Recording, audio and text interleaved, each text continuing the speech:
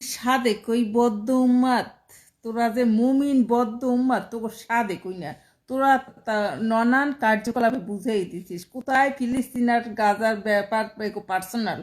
তোরা কি করিস, দেশে দেখলাম কোকা কোলার বোতল মোতল ভাঙছুর, তারপর দেখি বাটা বাটা কোম্পানির কতগুলো জুতা, এই সুযোগে ঢোকে কি কইরা কেসিকেট দিয়া বাটা কোম্পানি আটকেই দিতে পারো নাই?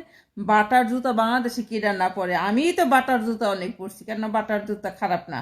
হ্যাঁ, টেকসই মজবুত বাটার জুতা, ডিজাইন ফিজাইন যাই হোক।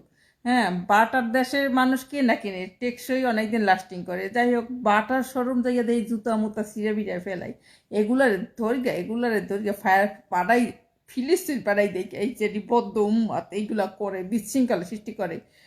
বাটা কেডা চালায়, কোকা কোলা কেডা চালায়, এইটা বড় কথা। এখন দেশের মালিক হইছে দেশের মানুষজন, তারাই একটা ব্যবসা প্রতিষ্ঠান। বাটার মালিক কেডা? এখন নিশ্চয়ই বাংলাদেশের মানুষ কোনো, যারা ব্যবসা বাণিজ্য করে, এই নাম যাই হোক, আর দেশের মানুষেরাই তো এগুলার ব্যবসা বাণিজ্য করে। হ্যাঁ, তারা এগুলা দেশের সম্পদ না, এগুলার ধরিয়া সব ফিলিস্তিন পাঠান দরকার। এগুলা যে বদ্ধ উম্মাদ, এগুলো হারে হারে দেখতেছি কায়দা কারা দেশটার একেবারে ফিলিস্তিন বানাই ছাড়ছে। শুয়ার বাচ্চা কত পাঠায়, ইসরায়েল পাঠাই দে, শুয়ার বাচ্চা কত একেবারে ফিলিস্তিনের মতন আলু ভর্তা করুক।